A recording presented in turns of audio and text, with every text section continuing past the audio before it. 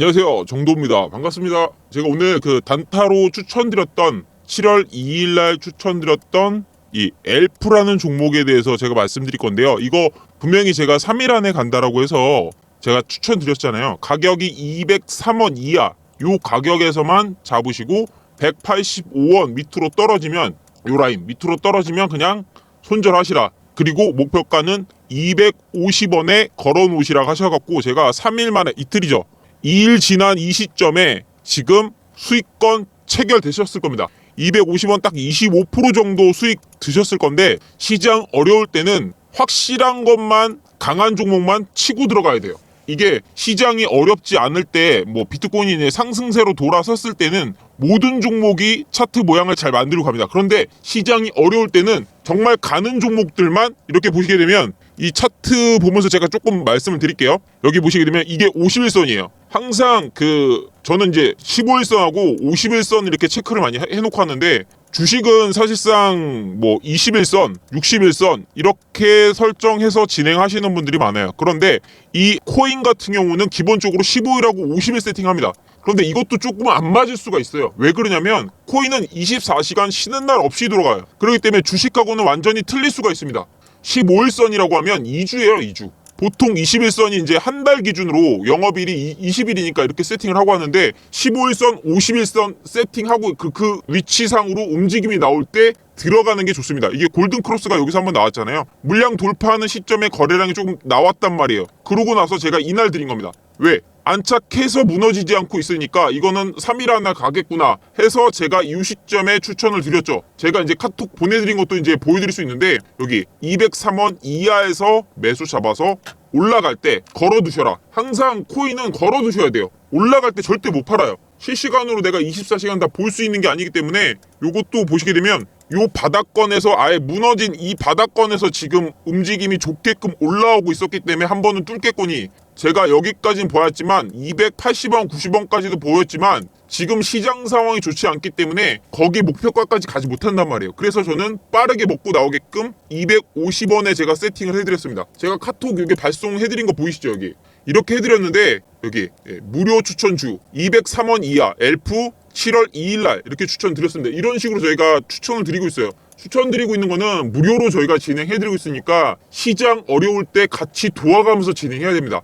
혼자만 잘 살 수 없어요. 이해되시나요? 항상 코인 하시는 분들 중에 매매를 거의 많이 안 해보시고 하시는 분들이 그냥 올라갈 때 따라 들어가시는 분들이 많은데 시장 어려울 때는 올라갈 때 따라 들어가면 그냥 꼬꾸라지는 경우가 많아요. 비트코인 자체가 올라오는 시장 상황이라고 하면 그런 종목 따라 들어가도 더 갑니다. 우상향이 몇 번 더 진행돼요. 그런데 이 추세가 지속되지 않아요. 단순히 기술적 반등으로만 딱 올라가고 끝나기 때문에 올려놓을 것 같은 그 시점에 우리는 미리 들어가야 내가 수익을 창출할 수 있는 게 지금 비트코인 시장입니다. 시장에 대한 이해도가 없이 그냥 들어가게 되면 물릴 수밖에 없어요. 그래서 길게 보면 안 됩니다. 이런 시장에서는. 그래서 제가 오늘 엘프라는 종목도 딱 오늘 이틀 만에 25% 정도 먹고 나왔는데 만족하셨을 거예요. 시장 어려울 때는 이것도 감사하게 생각하고 먹어야 됩니다. 욕심 부리면 절대 안 되는 시장이에요. 제가 코인 보면서 전체적인 게 이제 비트코인의 영향을 가장 크게 봤기 때문에 비트코인의 지금 어느 정도 추세를 제가 한번 보여드릴게요. 일단 하방 추세가 계속 이어지고 있어요. 하방 추세가 이어지고 있는 건 뭐냐면 사실상 코인이 급등했던 이유를 먼저 아셔야 됩니다. 그래야 지금의 하방 추세가 왜 이렇게까지 길어지는지 이걸 이해하실 수 있을 거예요. 보시게 되면 이 구간에서 올려놨던 게 뭐 때문에 올려놨죠? 이 바닥권 박스권에서 올려놓은 이유가 있을 거 아니에요. 여러분들이 이 박스권을 돌파하는 이유가 뭐였죠? 돈의 힘으로 끌어올린 겁니다. 돈의 힘으로. 돈. 달러를 많이 찍어내니까 이 달러가 갈 데가 없었죠. 코로나가 발생하고 나서 경제 자체가 휘청거리고 경제가 아직 침체될 수 있는 위험에 빠질 수밖에 없으니까 미국에서 달러를 엄청나게 찍어댔습니다. 이게 지금 2,000조예요. 2,000조입니다. 우리나라 돈은 2,000조가 넘어요. 이런 돈을 찍어냈다라고 하는 건 뭐냐면 기존에 있는 돈보다 훨씬 더 많이 찍어냈기 때문에 돈의 값어치가 줄어들게 되고 이 돈에 풀린 돈들이 비트코인으로 이렇게 들어온 겁니다. 비트코인으로 첫 번째로 들어갔고 두 번째로 들어간 게 뭐예요? 부동산이잖아요. 그래서 부동산 가격도 급등한 겁니다. 미국 마찬가지로. 돈이 많이 풀리게 되면 어떤 현상이 있나요? 우리가 금의 값어치가 올라가는 게 뭐 때문에 그렇죠? 희귀하니까. 물량이 정해져 있으니까 이게 값어치가 올라가고 비싼 겁니다. 이해되시나요? 길거리에 돌덩이만 있는 것처럼 똑같이 있다라고 하면 금덩이가 이게 금의 값어치가 될 수가 없겠죠. 이 얘기를 왜 말씀드리냐면 달러가 많이 풀렸기 때문에 이걸로 풀렸던 돈들이 비트코인으로 많이 흘러가서 비트코인 값어치가 이렇게 급상승하는 원인을 만들어낸 겁니다. 그러면 이 상황에서 지금 왜 이렇게까지 빠지고 있느냐, 이게 중요한 이슈 사항인 건데 왜 빠지겠어요? 돈을 지금 너무 풀려갖고 인플레이션이 일어났잖아요. 돈이 너무 많이 많아지니까, 이렇게 많아지니까 돈의 값어치가 떨어진 겁니다. 그러면서 인플레이션이 온 거예요. 인플레이션이 뭐냐면 물가예요, 물가. 여러분들이 마트 가서 사는 계란, 뭐 음료수 이런 것들이 가격을, 수치를 얘기하는 건데 이 가격이 올라가는 걸 인플레이션이 발생했다고 합니다. 돈의 값어치가 떨어지니까 상대적으로 물건의 값어치가 올라가는 현상이 지속적으로 지금 나타나는 거죠. 그러니까 이 물가를 잡겠다라고, 더 이상 물가가 올라가지 못하겠다라고 막기 위해서 많이 풀렸던 돈을 걷어들여야 되는 거죠. 돈을 걷어들이게 되면 어떻게 되냐면, 이게 지금 투자 자산이잖아요. 비트코인이 투자 자산이기 때문에 돈을 다시 한번 이렇게 많이 풀렸던 거 걷어들이게 되면 어떤 현상이 일어나냐면, 투자 자산에 들어갔던 비용들이 다시 한번 회수가 되면서 값어치가 이렇게 폭락할 수밖에 없는 겁니다. 왜 그러냐면 돈을 걸어들이기 위해서 가장 많이 지금 하는 게 뭐냐면 금리를 올리는 겁니다. 금리가 뭐냐면, 쉽게 말씀드리면 여러분들이 은행에다가 돈을 맡기죠. 은행에다가 돈을 맡기면 이자를 주죠. 그 이자가 나가는 그 비율을 말하는 게 금리입니다. 이해되시나요? 만약에 내가 100만 원을 맡겼어. 그리고 1년 동안에 1%의 이자를 줘요. 그러면은 얼마의 금리가 몇 프로예요? 1%예요, 그게. 1%의 이자가 준다는 게 뭐냐면 100만 원 맡겼을 때 1%면 얼마입니까? 10,000원이죠. 이게 금리입니다, 금리. 이게 시중금리라고 해요. 이 기준금리 자체를 올리게 되니까 은행에다가 맡기면 돈을 더 많이 주는 겁니다. 이해되시나요? 원래 1% 주던 걸 이게 지금 뭐 5%까지 올리고 막 7%까지 올라가게 되면 시중에 많이 들어가 있던 돈들이, 부동산에 들어가 있던 것들, 이런 것들이 다시 은행으로 갈 수 있겠죠. 안전자산으로. 5% 7%까지 올라가면 그만큼 줄 거 아니에요. 들어온 돈이 이런 투자 자산이 들어가 있다가 빠져서 다시 한번 은행으로 들어가는 상황들이 발생하기 때문에 자금이 많이 빠져나가는 상황들이 발생합니다. 이해되시나요? 시중에 있는 자금의 유동성 자체가 빠르게 없어지고, 그거에 대한 금리가 올라가게 되면 뭐냐면 이 보통 비트코인이 국가에서도 많이 소유를 합니다. 그리고 기업에서도 많이 투자 자산으로 많이 갖고 있죠. 보유를 하고 있죠. 그런데 보통 기업들이 우리가 생각했을 땐 잘 모르시는 분들이 많은데, 돈을 빌려서 투자를 많이 합니다. 회사 운영을 할 때 은행 돈을 많이 빌려서 투자를 많이 하는 부분인데, 기업들도 이번에 비트코인을 많이 샀습니다. 그런데 이렇게 금리가 올라가게 되면 기업들도 은행에서 돈을 빌려갖고 투자하고 성장시키고 개발하고 하는 부분들이 많기 때문에 기업의 이자 비용이 많이 발생해요. 은행에다가 갚을 돈이 많이 올라갑니다. 금리를 이렇게 올리게 되면. 그러면 기업은 힘들어지겠죠? 그러면 투자한 자산에 대해서 회수를 해야 됩니다.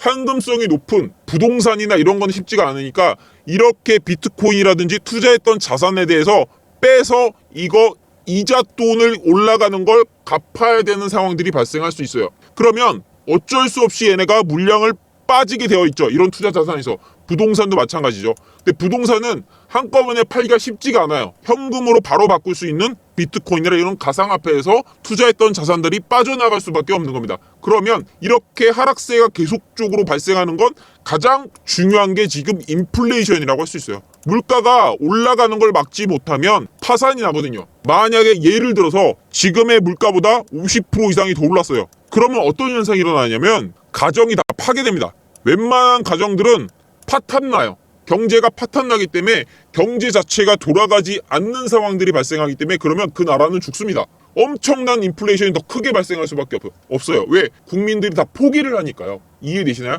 그런 거를 막기 위해서 인플레이션을 어떻게든 잡아야 되는 상황이에요. 국가가. 경기가 침체돼도 인플레이션을 잡느냐 못 잡느냐는 하늘과 땅 차이입니다. 이해되시나요? 그런 상황이기 때문에 이 인플레이션을 잡기 위해서 금리 인상을 필수적으로 지금 진행할 수밖에 없는 상황이기 때문에 이런 하락세가 지금 크게 나오는 겁니다. 제가 그래서 말씀드렸잖아요. 아직 하락세가 다 나오지 않았다. 요게 박스권이잖아요. 위에는 이거 일시적으로 급등한 거기 때문에 제외하셔야 돼요.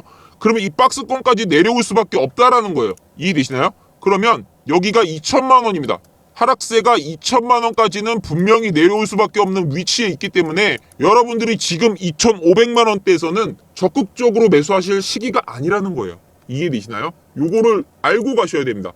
요 박스권을 알고 가셔야 돼요. 요 박스권을 제가 설정해드리는 이유가 있어요. 그리고 요 박스권 지금 2차적으로 하락세가 나왔던 요 박스권이 지금 2차죠. 그리고 여기가 3차입니다. 요렇게 분할해서 보셔야 돼요. 한 번에 여기서 반등 나온다고 해서 여기 뚫지 못합니다. 절대 못 뚫어요. 여기 구간은 못 뚫습니다. 여기까지 다시 한번 박스권을 형성하고 뚫어야 됩니다. 여기까지. 박스권이 여기까지라고 보시면 돼요. 이해되시나요? 근데 이렇게 낙폭이 크게 되면 한 번에 V자 반등이 나올 수가 없어요. 여기서 어느 정도 머무른 다음에 힘을 모아서 가야 돼요. 몇 달을. 이해되시나요? 그래서 여러분들이 이 코인 투자하시는 분들이 단기적으로 급등이 나올 수 있을까라고 생각하시는 분들이 많은데 쉽지 않습니다. 이거는 불가항력이에요. 만약에 인플레이션을 잡고자 다시 한번 돈을 푸는 상황들이 금리 인하를 하는 상황이 발생한다라고 하면 그럴 일은 없겠지만 그러면 다시 급반등이 나올 수 있어요. 금리 인하를 하게 되면. 근데 그런 상황은 쉽지는 않을 겁니다. 그래서 제가 말씀드리는 거니까 올 한 해 말까지는 올해 말 여기 4천만 원 회복하는 거 쉽지 않다라고 보시는 게 맞아요. 그래서 여러분들 투자 진행할 때 어떤 종목을 들어가시든 이거 급격하게 뭐 중장기로 보고 지금 잡아놓는다? 그 쉽진 않아요. 2천만 원 깨진다. 그러면 잡아두셔도 됩니다. 그리고 급하게 잡을 필요도 없어요. 이렇게 만들고 올라갈 거니까 올라가더라도. 이해되시나요? 요거 조금 이해하셨으면 좋겠고요. 그래서 가장 중요한 날짜들이 있어요. 7월 15일 이후에 7월 30일 정도에 얘네가 이제 금리 FOMC 미국의 FOMC에서 금리 인상에 대해서 결정이 들어가요. 자이언트 스텝으로 갈지 아니면 우리는 빅스텝으로 갈지 0.5로 갈지 0.75를 한꺼번에 올릴지 이때 결정이 납니다. 그런데 여기서 보고 참고하는 게 7월 15일 중순부터 많이 나와요. 인플레이션 관련해서 소비자 물가지수 포함해서 인플레이션 관련해서 발표를 많이 하기 때문에 우리가 적극적으로 투자해야 되는 지표가 되는 시기가 7월 15일 이후에 발생을 할 겁니다. 그러니까 여러분들이 급하게 내가 중장기 투자할 만한 종목에 대해서 빠르게 지금 잡을 필요 없다라는 거예요. 보고 나서 어느 정도 흐름이 결정되고 나서 진행을 해야지만 여러분들이 수익성을 창출시킬 수 있을 것이다. 이렇게 제가 말씀드린 부분이고요. 이거 알려드릴게요. 여기 나오시죠? 바닥이 없다. 비트코인 11년 만에 최대 하락폭이 나오고 있다. 그 전에 11년 만에 최대폭으로 상승했던 것도 있었다는 걸 여러분들이 기억하셔야 돼요. 이런 것만 보고 당장 급하게 잡으시는 분들이 있기 때문에 제가 말씀드리는 겁니다. 그래서 7만 달러 선에서 2만 달러 밑으로 지금까지 내려왔다. 미국 금리 인상, 시중 자금 빠르게 흡입시키고 있다. 루나 사태, 셀시어스 등 업계 악재가 줄 이어서 나타나고 있다는 게 지금 상황이라고 보시면 돼요. 이 상황 제가 언제 말씀드렸죠? 7월 30일 이후에 방향성이 한번 바닥권이 잡힐지 확인이 될 겁니다. 바닥이 나올지 아니면 추가적으로 급반등이 나올 수도 있긴 해요. 그런데 그럴 가능성은 쉽지가 않습니다. 돌아가는 게. 요거 제가 보여드릴게요. 그래서 가장 중요한 게 제가 인플레이션이라고 말씀드렸잖아요. 그런데 이 인플레이션을 잡기 위해서는 기름값이 가장 중요합니다. 어떤 제품이든 간에 기름이 들어가지 않고 생산되는 건 거의 없다라고 보면 돼요. 그래서 가장 중요한 게 이 석유입니다. 이 공급이 어느 정도 맞춰진다라고 하면 당연히 물가는 잡힐 수밖에 없겠죠. 근데 여기에 불을 지핀 게 뭐냐면 러시아랑 우크라이나 사태가 터지면서 유가가 급등하면서 러시아산 석유가 많이 풀려나오지 못하는 상황이 막아버렸잖아요. 제재를 거하니까 여기서 지금 유가가 급등하는 상황이 발생하니까 물가가 어떻게 지금 잡히질 않는 겁니다. 이해되시나요? 그래서 오펙에서 이게 이제 8월까지 증산할 수 있는 계획이 없다라고 발표를 했기 때문에 특별한 일이 발생하지 않는 한 이 7월 30일도 자이언트 스텝으로 갈 가능성이 높다. 0.75bp의 물가 금리 인상이 지금 나올 가능성이 굉장히 높습니다. 미국에. 왜? 물가가 잡힐 가능성이 없잖아요. 지금 돌아가는 상황이. 증산이라도 많이 한다라고 하면 이게 일시적으로 딱 내려가면서 물가가 어느 정도 올라가는 게 제한적으로 나올 수가 있습니다. 그런데 지금 이 상황에서는 쉽지가 않은 거예요.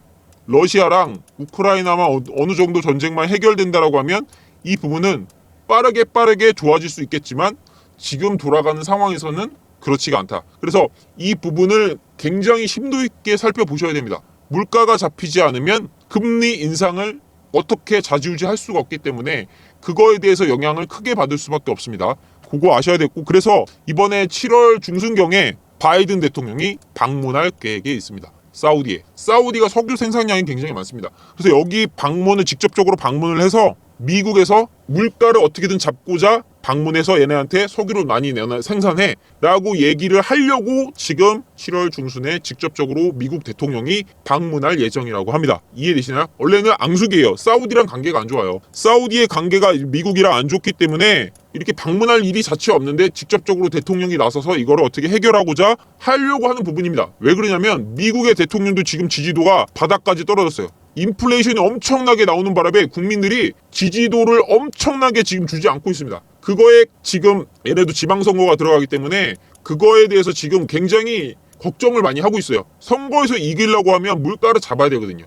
그래서 지금 사우디에 방문한다라고 하니까 여기에 조금의 지금 기대감은 조금 가지고 있는데 쉽지는 않을 것 같다는 좀 생각이 들어요. 그래서 미국 연방법원 정부의 면책 특권 적용 여부 판단 요구하겠다. 이게 사우디가 이제 그 카슈쿠지 암살 의혹이 있는 왕세자에게 면죄부까지 주면서 너네 석유 좀 더 생산해봐. 이렇게 부탁하려고 가는 겁니다. 요거 관련해서 제가 7월 중순에 나올 건데 조금 긍정적인 소식이 나온다라고 하면 제가 확실하게 지금 바닥권이니까 가장 빨리 올라갈 만한 거 제가 잡으라고 말씀드릴 거니까 여러분들은 그거 잡고 가서 그때 한번 올라가면 2배, 3배는 빠르게 올라갈 수 있어요. 코인도 3,500, 4,000까지는 빠르게 올라갈 수 있으니까 요 구간 한번 기다려 봤으면 좋겠습니다. 7월 중순에 가장 중요한 상황이니까요. 지금 코인 하시는 분들 조금 기다리셨다가 제가 사인 드리면 그때 가서 한번 강하게 한번 베팅 들어가 보시는 것도 괜찮을 것 같습니다. 이해되시나요? 여기 바이든, 베이조스, 미국 인플레이션 원인 놓고